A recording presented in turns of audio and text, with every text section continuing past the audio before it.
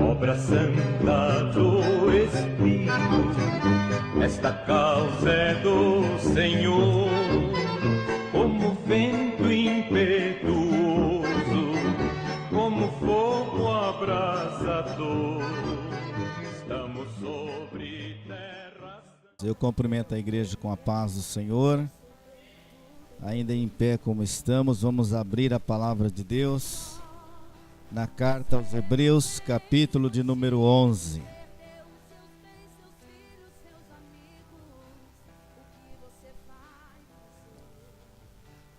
Carta aos Hebreus, capítulo de número 11, a partir do versículo 1. Amém?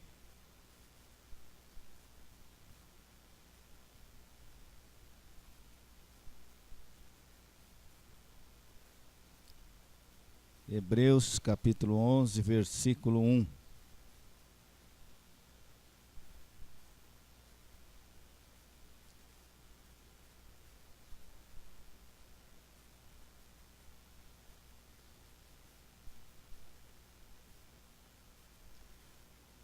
A palavra de Deus fala sobre a fé, a natureza da fé. Ora, a fé é a certeza de coisas que se esperam, a convicção de fatos que se não veem, pois pela fé os antigos obtiveram bom testemunho. Pela fé entendemos que foi o universo formado pela palavra de Deus, de maneira que o visível veio a existir das coisas que são invisíveis. Pela fé Abel ofereceu a Deus mais excelente sacrifício do que Caim, pelo qual obteve testemunho de ser justo, tendo a aprovação de Deus quanto às suas ofertas. Por meio dela também, mesmo depois de morto, ainda fala. Pela fé, Enoque foi trasladado para não ver a morte. Não foi achado, porque Deus o trasladara. Pois antes da sua trasladação, obteve testemunho de haver agradado a Deus.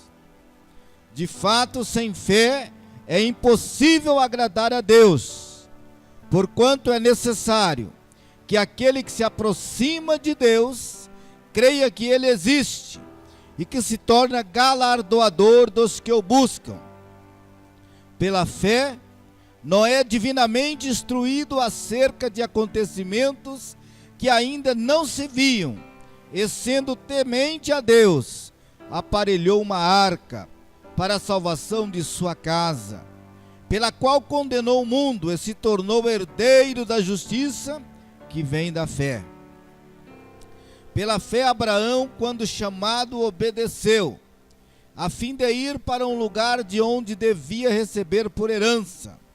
Partiu sem saber para onde ia. Pela fé, peregrinou na terra da promessa como em terra alheia, habitando em tendas com Isaque e Jacó, herdeiros com ele da mesma promessa. Porque aguardava a cidade que tem fundamentos, da qual Deus é o arquiteto e edificador. Pela fé, também a própria Sara recebeu poder para ser mãe, não obstante o avançado da sua idade, pois teve por fiel aquele que lhe havia feito a promessa. Por isso também, de um aliás já amortecido, saiu uma posteridade, tão numerosa como as estrelas do céu, e inumerável como a areia que está na praia do mar.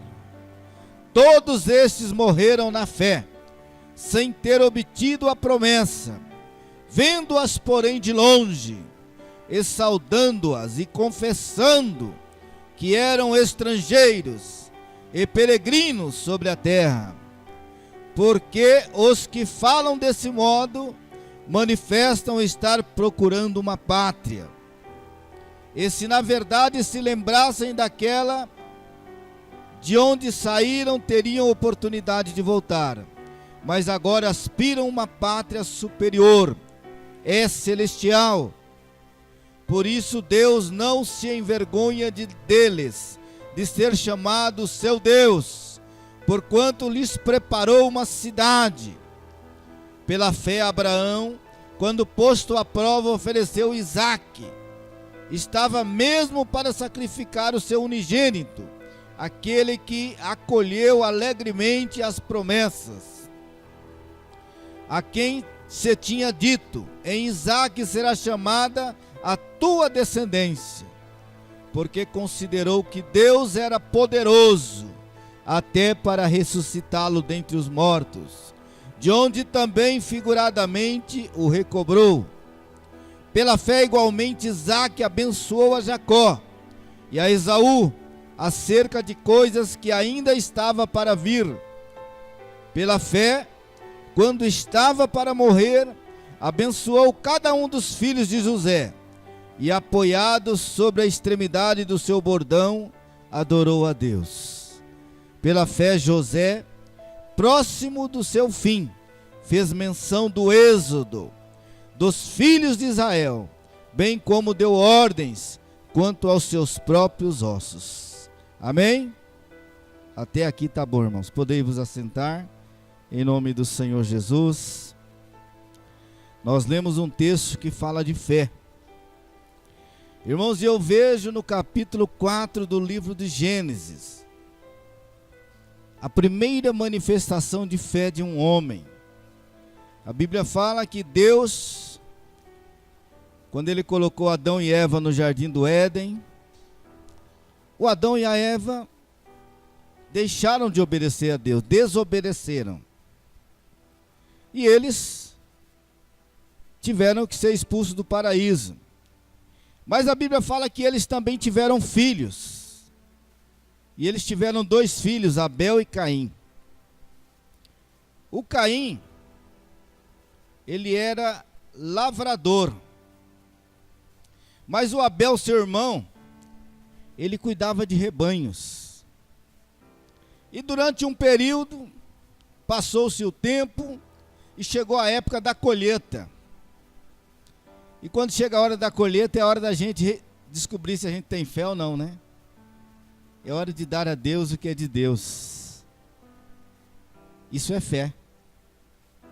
E é por isso que eu vejo no capítulo 4 de Gênesis a primeira manifestação de fé de um homem chamado Abel. O Caim foi lá no campo, pegou dos frutos do campo e trouxe uma oferta para Deus. E Deus não se agradou da oferta de Caim. E o Abel foi lá no meio do seu rebanho e pegou o melhor que ele tinha no meio do seu rebanho. Ele pegou a melhor ovelha, que era o melhor fruto do ventre das suas crias. E ele trouxe, e Deus se agradou da oferta de Abel. E aqui, quando Abel toma essa atitude, eu vejo uma manifestação da fé. Irmãos, quando nós temos fé, nós vamos além daquilo que nos está proposto. O Caim, ele falou: eu vou levar uma oferta para Deus, de qualquer jeito, sem responsabilidade, sem o compromisso, sem o zelo necessário. Já o Abel é diferente. Creio eu que todos os dias ele observava a sua manada, o seu rebanho.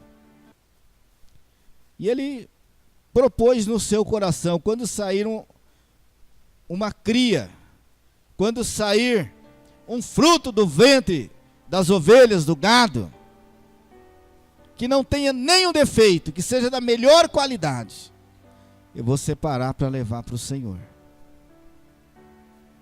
E é por isso que eu vejo aqui o início da fé no livro do Gênesis, capítulo 4. Porque o Caim, ele manifesta um comportamento básico, natural.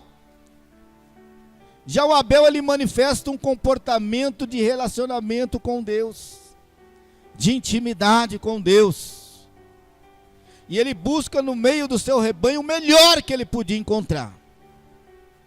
Porque para Deus nós temos que dar o melhor. Isso é fé.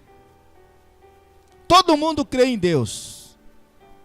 Se você sair por aí fora fazendo uma pesquisa, você tem que juntar muito caderno, porque todo mundo vai falar: eu creio em Deus. Você crê em Deus? Eu creio em Deus. Mas e as suas obras? Irmãos, há momentos que na vida nós precisamos fazer prova de Deus. Fazer prova de Deus não é desafiar a Deus, não. Há momentos que na vida nós temos que pôr a cara no pó. Nós temos que ir para o jejum e para a oração. A Bíblia fala de um moço chamado Daniel, que foi jogado na cova dos leões. E Daniel, quando foi jogado na cova dos leões, ele tinha uma outra opção. O rei chegou para ele e falou: olha, Daniel, se você parar de adorar o seu Deus, eu vou cancelar esse edito aí, ó. E você vai ser perdoado, você não vai ser jogado na cova dos leões. Mas se você não parar de adorar o seu Deus, não tem jeito, não posso fazer nada. Olha um monte de gente aí que quer a sua cabeça, quer cortar o seu pescoço. E eles estão apoiados na lei. Eles têm base na lei. E eu sou obrigado a obedecer a lei. Mas se você deixar de lado essa adoração que você tem aí com o seu Deus, sua vida vai permanecer. Olha, porque o leão, ele não perdoa. E o leão está sem comer já há alguns dias. O leão é terrível. Porque Daniel orava 3 vezes ao dia, virado para as bandas de Jerusalém. E por que Daniel orava? Porque Daniel tinha fé. E por que Daniel tinha fé? Porque ele tinha um relacionamento com Deus. Se eu não tiver intimidade com Deus, a minha fé nunca vai aumentar. A tendência é diminuir. A tendência da minha fé é diminuir.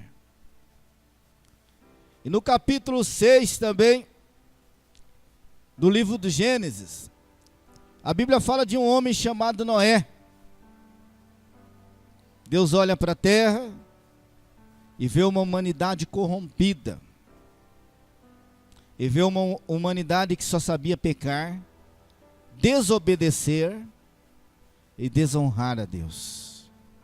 E o coração de Deus havia se entristecido, ao ponto de Deus se arrepender de ter criado o homem. E Deus vê no meio daquela humanidade um homem chamado Noé. E o coração de Deus se agradou de Noé. E Deus fala com Noé: Noé, eu vou destruir a raça humana, Noé. Só que para Deus falar com Noé, significa que Deus estava satisfeito com Noé. E Deus disse para ele: Noé, constrói uma arca. Olha que interessante, em meio a uma geração perversa. Vocês acham que o mundo hoje está perverso? Quem acha aí, por favor, levanta a mão. Vocês acham que o mundo está perverso hoje? Nos tempos de Noé não era diferente. Mas como pode? Há milhares de anos atrás. O homem é mau desde o dia que ele nasce. É por isso que o pai e a mãe têm que usar uma vara para educar o filho, para corrigir o filho. Mas aí nos tempos modernos, essa varinha está sendo proibida. Porque por trás dos legisladores existe uma força espiritual da maldade. O diabo não quer uma sociedade preparada para servir a Deus. O diabo não quer ver uma criança crescer na presença de Deus. Para que no futuro, quando for grande o bastante, os seus atos, as suas obras, sejam de trazer perdas e danos. E Deus fala com Noé: olha, Noé, eu vou destruir a raça humana da face da terra. Mas você constrói uma arca, porque eu quero salvar a sua família. E Noé começou a construção daquela arca. Irmãos, e não somente a construção, o Noé foi além. Ele convidava as pessoas para entrarem na arca. Olha, ele estava construindo a arca e o povo chegava: o que é isso, Noé? Estou fazendo uma arca, que Deus vai mandar o dilúvio sobre a face da terra. E o povo perguntava: o que é isso, dilúvio? Não tinha chuva, não tinha enchente de jeito nenhum naquele tempo. E Noé dizia para eles: olha, vai chover de cima e vai brotar água de baixo. Tudo vai ser inundado. Esta embarcação que eu estou construindo vai ser a única fonte de salvação para o homem e para a mulher e para os animais. E é interessante que quando Deus estende a mão para decretar uma sentença, todos pagam, até os animais. No Antigo Testamento, quando Deus mandava a comunidade apedrejar uma pessoa que estava cometendo pecado, a ordem de Deus era que apedrejasse e acabasse com a família inteira e também os animais, para que não sobrasse nada daquela família pecaminosa. E aí Noé, um homem de fé, no meio de uma geração perversa, ele agradou o coração de Deus. E Deus falou com ele: olha, Noé, eu quero levantar de você uma nova geração, porque essa humanidade que aqui está, todos vão perecer, porque todos estão longe da minha presença. Todos estão se perdendo no pecado, em todos os tipos de vícios, de idolatria, em todos os males que o homem possa pensar, eles se entregam. E nós olhamos para a sociedade do século 21, não é diferente. Hoje o pecado ele tem um destaque tão forte na sociedade, e quando você fala que se luta contra o pecado, as pessoas assustam. É mais fácil pecar e ser aceito na sociedade do que lutar contra o pecado. E Deus, usando Noé, Deus mandou o dilúvio e condenou toda a geração daquela época. E é interessante, já fazem muitos anos, milhares de anos, mas mesmo assim já ouvi falar que aquela população já era muito grande. Já se falava em cerca de 8 milhões de pessoas. E as águas do dilúvio veio e condenou a todos. Também no capítulo 12 do livro de Gênesis, eu vejo aqui também um homem que teve fé. Abraão. Ele morava numa região chamada Ur dos Caldeus, no meio de um povo cheio de idolatria. E Deus chega para Abraão e fala: olha, Abraão, eu vou tirar você do meio da sua parentela, do meio do seu povo, e vou te mandar para um lugar que eu vou te mostrar, que você nem imagina para onde é. É fácil sair do meio do seu povo, de perto da sua casa? Perguntar para o Mateus: é fácil, Mateus, sair de perto do pai, da mãe, da família? Não é fácil. Está aqui o Marquinhos, a Lucy moram em Garça, mas o coração está aqui, não está, Marquinhos? Lucy, a família está aqui? De Garça aqui, quantas igrejas não tem? Mas a irmã Vera, o cunhado Marquinhos, o sobrinho Mateus, não mora no meio do caminho, por aí, mora aqui. É difícil sair do meio da nossa parentela, do meio dos nossos amigos. Mas Deus chega para Abraão e fala: olha, Abraão, eu vou tirar você do meio da sua parentela, do meio do seu povo. Sabe por quê, irmãos? Deus, ele não tem prazer em tirar ninguém do meio da sua família. Mas Deus queria trabalhar na vida de Abraão. E como já disse o pastor Marcos, na hora que passou a palavra para mim, ele falou: aqui ninguém é surdo, mas nem todos entenderão. Todos ouvem, mas nem todos entendem. Abraão estava no meio da sua família, mas ele era diferente do seu povo. E qual é a diferença que havia em Abraão? Era uma palavra que tem apenas 2 letrinhas: fé. Fé. Apenas uma sílaba, 2 letras, fé. E Deus chama Abraão e fala para ele: olha, eu vou te levar para um lugar que você ainda não conhece. Você aceita? Está disposto? E Abraão de prontidão disse: eis-me aqui, Senhor. Não está escrito, mas nós entendemos que foi mais ou menos assim: para onde me mandar irei. E aí começa uma jornada entre Deus e Abraão. Por quê? Porque Deus queria fazer de Abraão nascer uma geração de pessoas que tivessem compromisso com Ele, de pessoas que tivessem um coração separado para Deus. No mundo hoje tem quase 8 bilhões de pessoas, mas o compromisso de Deus não é com 8 bilhões de pessoas, é com aquele que tem um coração agradecido, com aquele que tem um coração contrito a Deus, com aquele que dá testemunho de Deus, é com aquele que serve a Deus. O compromisso de Deus não é com toda a sociedade, mas com aquele que está disposto a ouvir a voz de Deus e obedecer. Quando Deus te chamar, obedeça. Como já disse aqui o irmão Igor, nesta noite, não negue a Jesus em situação nenhuma. Em cada momento da sua vida,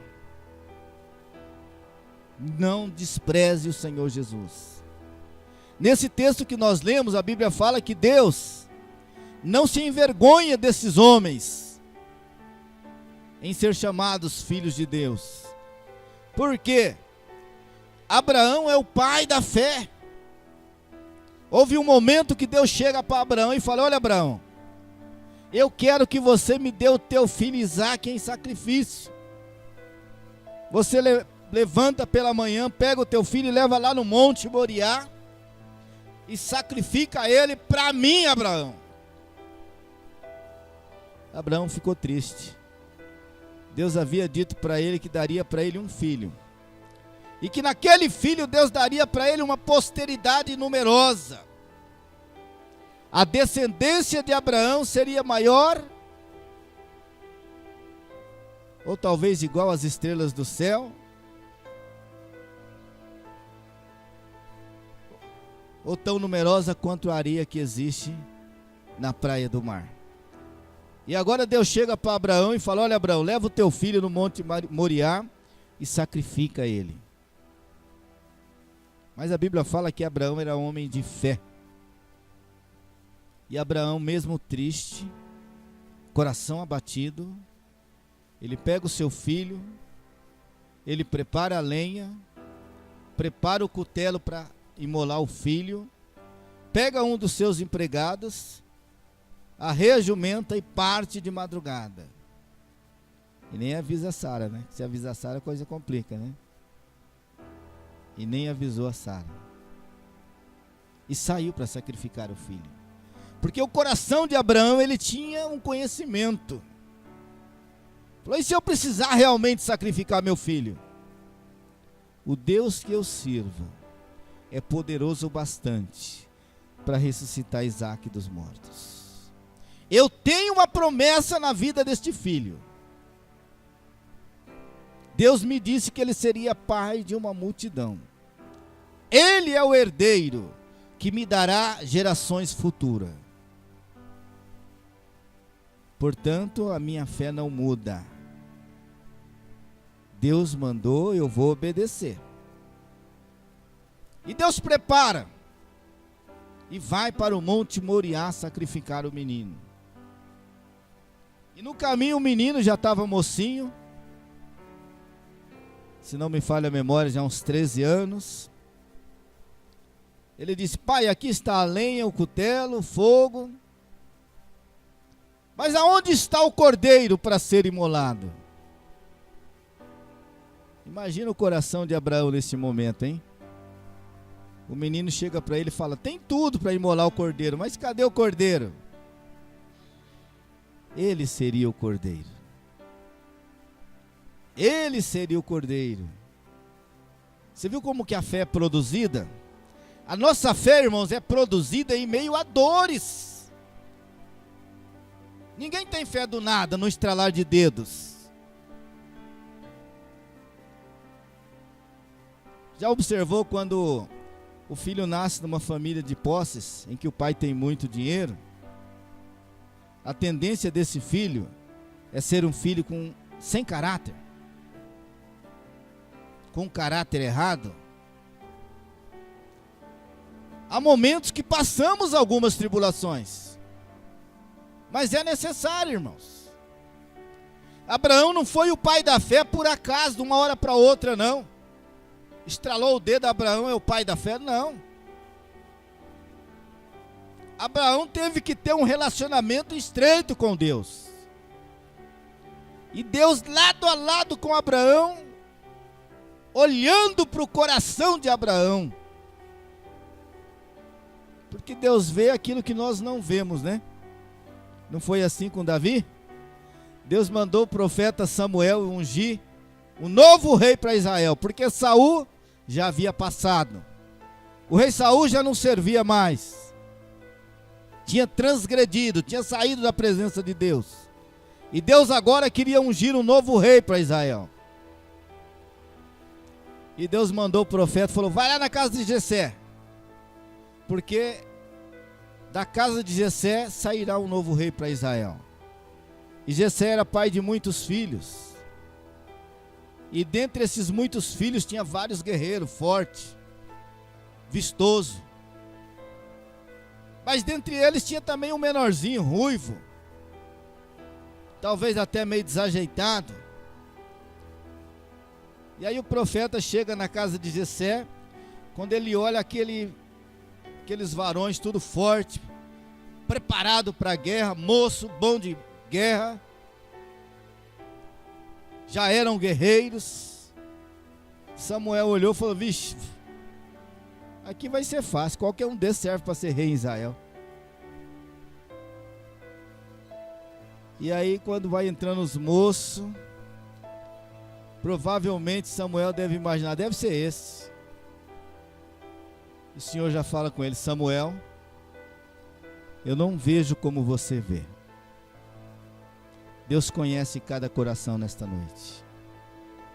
E aí passaram todos os filhos de Jessé que ali estavam. E Deus falou: nenhum desses me serve. Mas os meninos estavam na batalha, na guerra.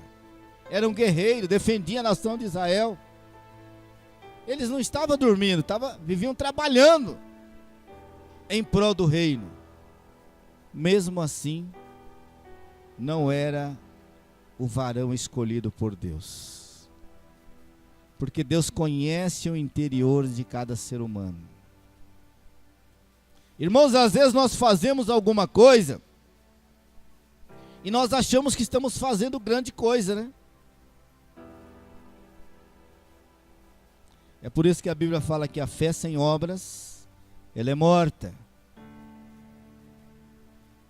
Mas as obras sem a fé também não tem valor algum. Porque aquele que tem a fé, de maneira nenhuma, ele será infértil, inútil. Porque aquele que tem fé, ele produz. Davi estava lá no campo, cuidando do rebanho do seu pai. Aí veio um urso. Ele não abandonou o rebanho. Ele lutou com o urso e venceu o urso. Aí veio um leão, ele lutou com o leão e venceu o leão. Irmãos, a fé é o fundamento das coisas que não se vê. De repente aparece o urso, não seria melhor Davi correr? Pô, não, mas eu sei em quem eu tenho crido. Eu sei em quem eu tenho crido. Você crê em Deus? Crê? Lutas virão, problemas virão, tribulação virão. Não pare de lutar. Não desista. Você tem sonhos? Não se entregue na primeira batalha. Lute, lute, lute. E nunca desista de lutar. Mas olha que coisa interessante, irmãos. Nós lemos aqui no capítulo 11 da carta aos Hebreus que esses heróis da fé, eles não receberam a promessa. Lutaram, lutaram, lutaram e não receberam a promessa.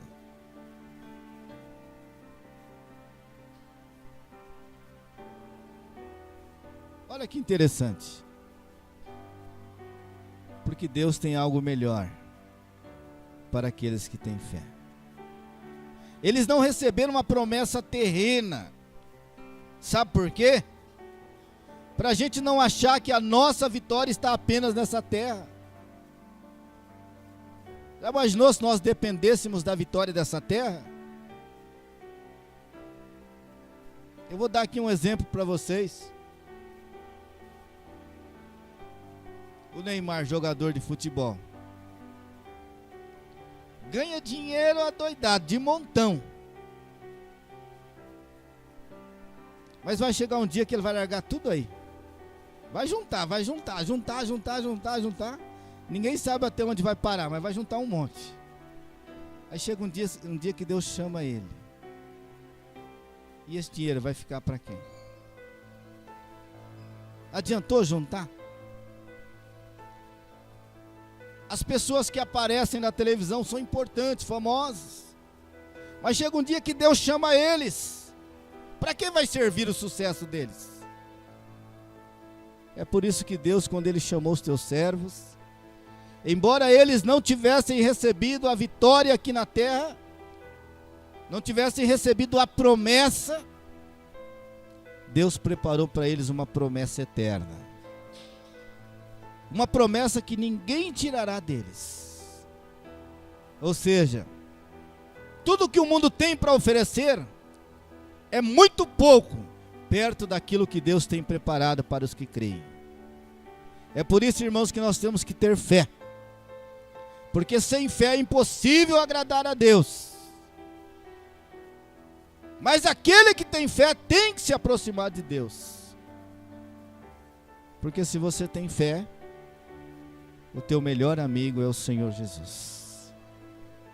Se você tem fé, você nunca vai estar sozinho, desamparado, desprotegido.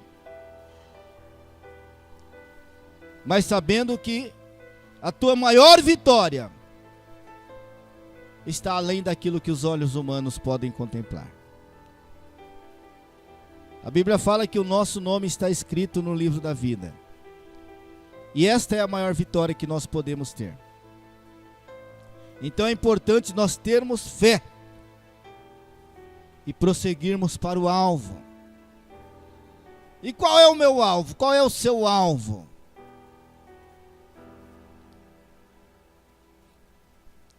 O meu alvo é Jesus Cristo, autor e consumador da nossa fé.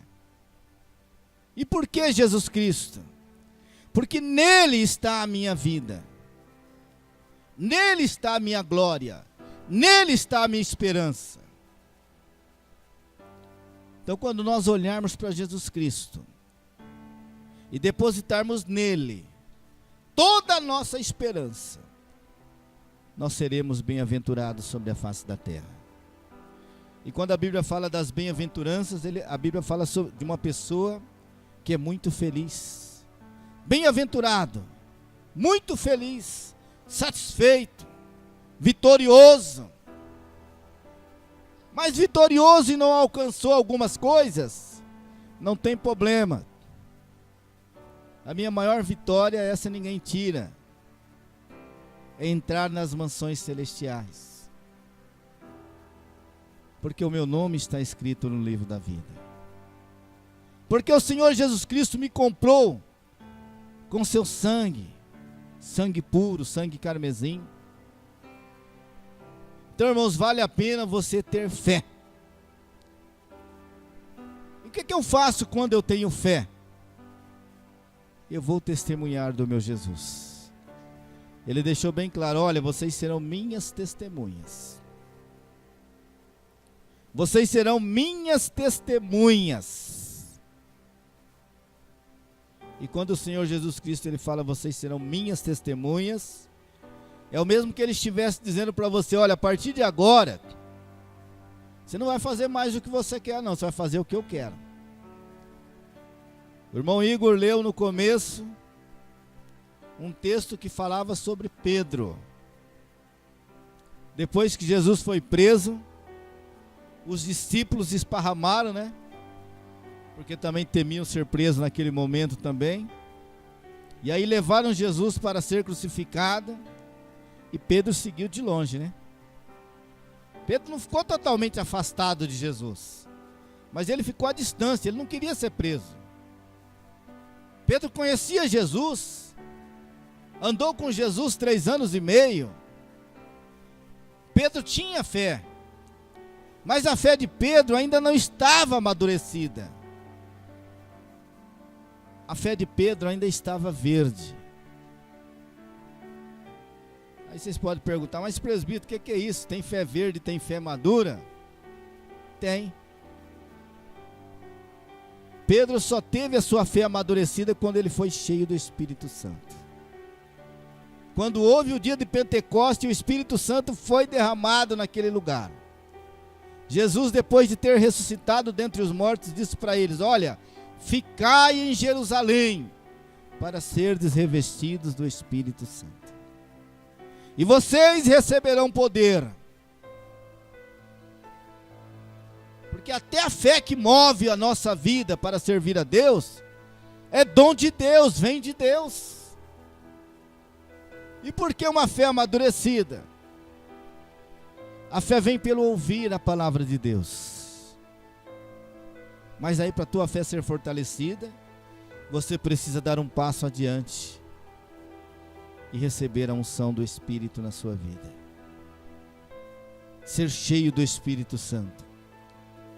Para não ficar todos os dias a mesma coisa. A Bíblia fala que nós temos que crescer e chegar à estatura de varão perfeito. Mas tem muitos que vivem 70, 80, 90, 100 anos e não conseguem crescer. Mas é importante crescer para chegarmos à estatura de varão perfeito. Porque Deus quer para Ele um povo santo, especial, zeloso e de boas obras. Deus quer para Ele um povo que tenha um coração voltado para as coisas celestiais. Se o meu coração estiver nas coisas deste mundo, o prazer de Deus não está na minha vida. Por que é que Deus chamou Noé para construir uma arca? Porque o coração de Noé não estava nas coisas deste mundo. E olha que coisa interessante, irmãos. O mundo é farto. O mundo oferece um monte de manjares. Amanhã é segunda-feira. Começa a semana, aliás, começou hoje, domingo, mas amanhã começa a jornada de trabalho. E você vai lembrar das palavras que você está ouvindo aqui nesta noite. Como que o mundo vai oferecer oportunidades para você pecar? oportunidades para você se esquecer das mansões celestiais, para você se esquecer da grandeza do seu Deus, da glória do seu Deus. Mas em cada situação, lembra-se desta noite, o teu coração tem que estar ligado com o céu. A tua vida tem que estar ligada com o céu. Porque tudo que você ver neste mundo vai passar. Amanhã cedo, segunda-feira, comece a observar. Tudo que você vê pela frente, entenda uma coisa, vai passar. Por um bom tempo talvez você continue vendo, mas vai chegar uma hora que vai passar. Mas existe uma coisa que não vai passar: as palavras do Senhor Jesus. E são elas que nos dão vida eterna. São elas que nos garantem uma vida abundante. Porque enquanto estivermos aqui na terra, irmãos, aqui vai ser sofrimento. Os irmãos se lembram daquele tsunami de 2004? Que morreu aproximadamente 200 mil pessoas na região da Indonésia. Tinha muita gente naquela ilha que era pobre, mas talvez metade daquela população era gente muito rica, que estavam lá desfrutando do turismo que era muito forte naquela região. Ou seja, o mundo não tem nada de bom para nos oferecer. E é por isso que esta palavra, que tem apenas 2 letras e apenas uma sílaba, ela é importante na nossa vida. Porque sem fé é impossível agradar a Deus. E se você se aproxima de Deus, você tem que ter fé. Porque é por meio da fé que as portas do céu se abrirão para você. É por meio da fé que ainda neste presente momento, nessa vida, Deus pode responder às tuas orações. Deus pode ouvir o teu clamor. De repente você pode me dizer: ah, mas está tudo bem, eu não tenho nada para reclamar, nada para pedir. Mas agora eu te pergunto, você tem uma família, todos estão salvos? Todos estão na presença de Deus? Todos são tementes a Deus? Todos obedecem a Deus? Como prega o pastor Marcos, né? O evangelho, a palavra de Deus, é como se dar comida para os mendigos.